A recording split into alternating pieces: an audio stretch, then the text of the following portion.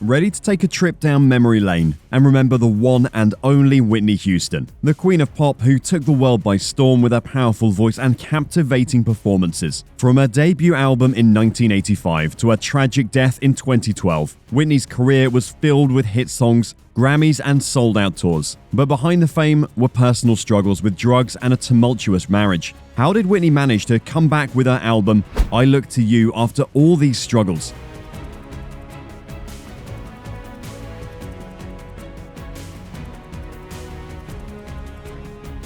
How did her troubled personal life affect her career? How did Whitney become the most awarded female artist of all time? Well, hit that subscribe button and join us as we explore the life and legacy of this music icon.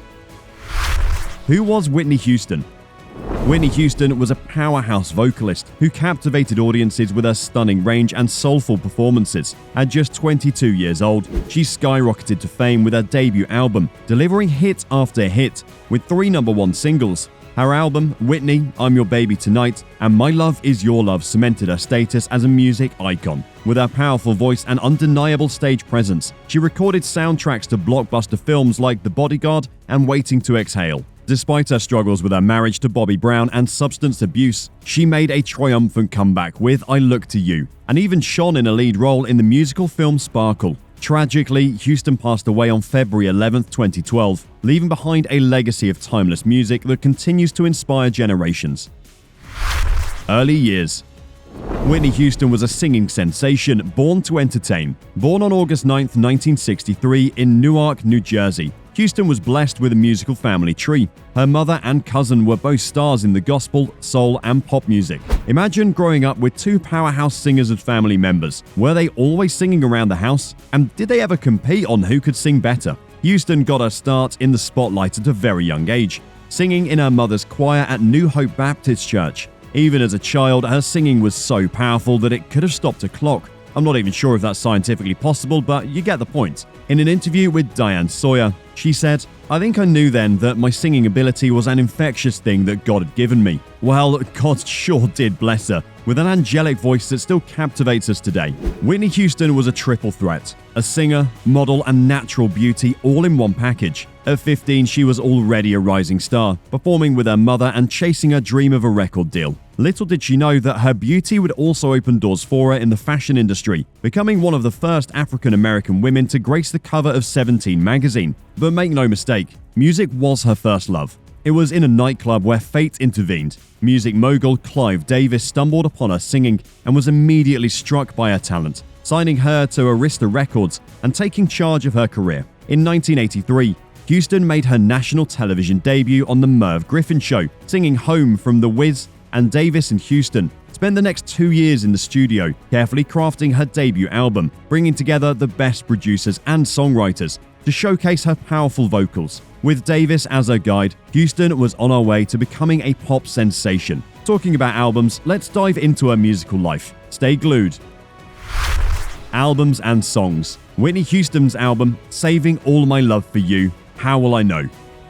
In 1985, Whitney Houston finally hit the big time with the release of her debut album, Whitney Houston, and it was a chart-topping success. The album produced hit after hit, with Saving All My Love for You and How Will I Know being the standouts, propelling the album to the top of the charts for an impressive 14 non-consecutive weeks. Talk about hitting the jackpot. Her hard work was rewarded as she won a Grammy for Saving All My Love for You in 1986, presented to her by her cousin, Dionne Warwick. This marked the beginning of her reign as the Queen of Pop, and the world was ready to be captivated by her voice. And what a voice it was. Whitney's album, I Wanna Dance with Somebody. Whitney Houston was on a roll.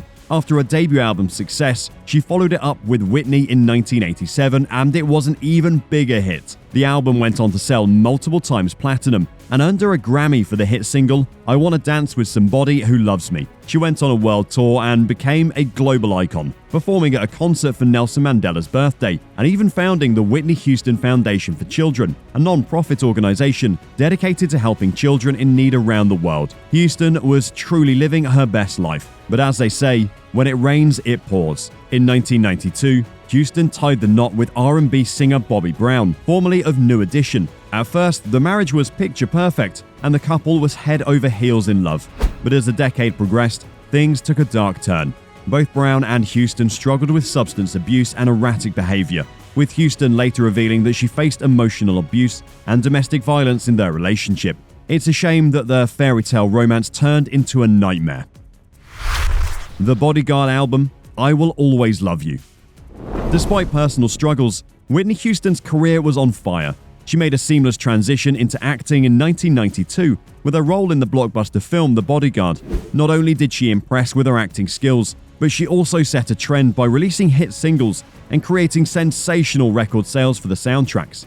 Her single from The Bodyguard, a cover of Dolly Parton's I Will Always Love You, became her biggest hit ever, breaking records by spending 14 weeks at the top of the US charts and winning her 3 Grammys, including Album of the Year and Record of the Year. Houston continued to dominate the charts in the 1990s with hit films Waiting to Exhale and The Preacher's Wife, and corresponding hit soundtracks, solidifying her status as a true triple threat. My Love Is Your Love album. It's not right, but it's okay.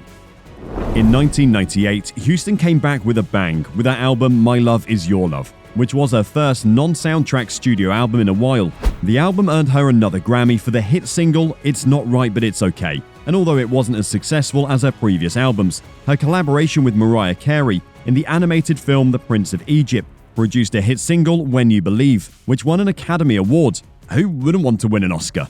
However, in the late 1990s and early 2000s, Houston's personal life took a turn for the worse. Her marriage was rocky, she struggled with drug addiction and had health issues. Fans were left wondering if she was okay, as several concert cancellations and a notorious TV interview with Diane Sawyer in 2002, in which Houston appeared thin and in poor health, led many to believe that she was on the verge of a breakdown. But Houston being Houston, she always had a way to come back stronger. In 2004, Houston's personal life was put on blast, with the airing of the reality TV series Being Bobby Brown, showcasing the couple's crumbling marriage, drug use, and bad behavior. The show received substantial airtime and Houston's reputation was a hit. But like a phoenix rising from the ashes, she tried to combat the controversy by releasing her album Just Whitney.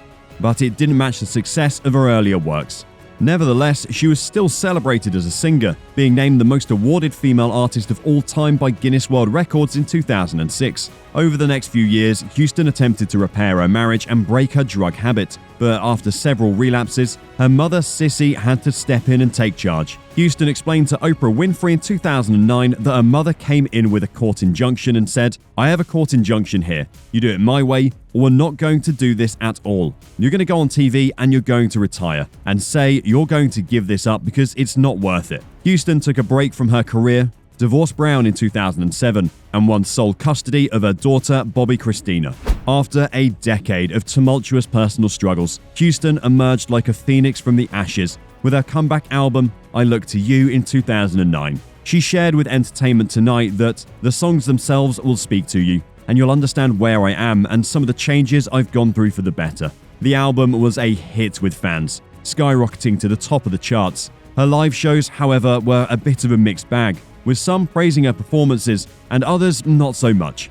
But one thing's for sure, Houston was back and the world was ready to be captivated by her voice once again. Death. In early 2012, rumors were swirling that Houston was in dire financial straits, but she quickly shut down those rumors. It seemed like she was on the cusp of a career resurgence. She was preparing to star in the musical film Sparkle, alongside Jordan Sparks, a modern retelling of the 1976 classic about an all-girl musical group reminiscent of the Supremes. To top it off, she was also rumored to be in talks to join the singing competition series The X Factor as a judge. Unfortunately, Houston's comeback was cut short before it had a chance to fully take off. Houston's death on February 11, 2012, at the young age of 48, was a shock to the world. She passed away in a Beverly Hills hotel, where a Grammy party was being held by a longtime mentor and friend, Clive Davis. Even though she'd been seen at the pre-Grammy parties in the days leading up to her death, no one was prepared for the tragic news. The official cause of death was accidental drowning, as per the report from the Los Angeles County Coroner's Office. The report also revealed that the effects of heart disease and cocaine found in her system were contributing factors. The music industry lost one of its brightest stars, leaving fans and fellow artists in shock and mourning. As Davis put it, Houston was in the great tradition of great great singers. Whether it's Lena Horne or Ella Fitzgerald, or Sarah Vaughan or Gladys Knight, we can only imagine the amazing music she would have produced if she was still with us. Documentary. In 2018, the documentary Whitney was released, revealing shocking secrets of the late singer's life, including alleged sexual abuse by her cousin Dee Dee Warwick.